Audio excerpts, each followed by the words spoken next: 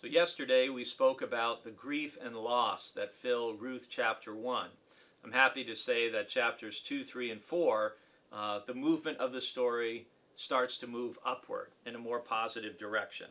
So Naomi and Ruth return to Bethlehem. First thing they need is food. And Naomi tells Ruth, go and glean in the fields of Boaz, who is a kinsman of Elimelech, of Naomi's late husband. Ruth goes into the field, works hard, catches the eye of Boaz, and people are impressed. They take notice of her, even though she's a foreigner. And so, in a sense, you can say, in chapter 2, Ruth goes out into the field to get food. In chapter 3, she goes out into the field looking for a husband. And that's where the story goes.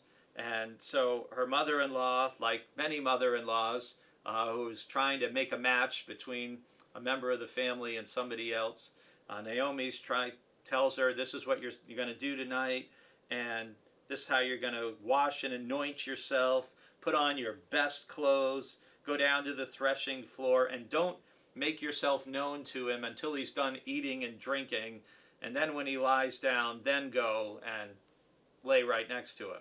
So Ruth makes herself look her most beautiful and attractive, and she goes, and at midnight Boaz wakes up and finds this young attractive woman lying right next to him. And when he says, who are you?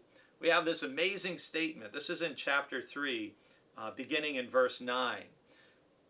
And the words that are spoken, remember, these are spoken by a Moabite peasant woman, somebody who has no standing in Israel or according to Israel's law, and yet that Moabite peasant woman is telling a man of Israel to do what Israel's God's law requires, and basically to look out for her and to take her into his family and to marry her.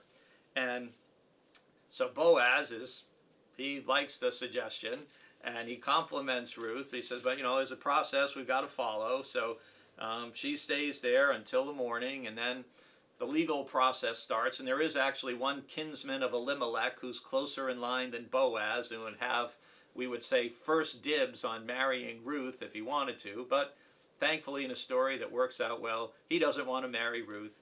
And so Boaz gets to marry Ruth, and Ruth now will be protected, and she's going to be one of them. And our verses of the day are in verses 11 and 12 of chapter 4, where the people give her a compliment.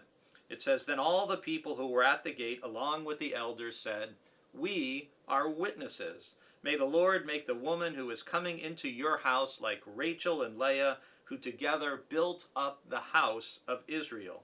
May you produce children in Ephrathah and bestow a name in Bethlehem.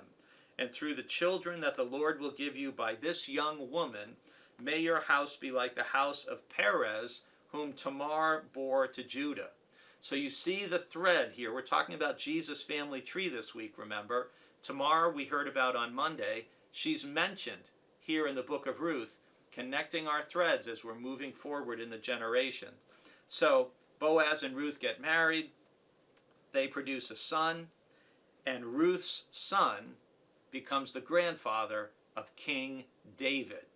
So Ruth is King David's great-grandmother.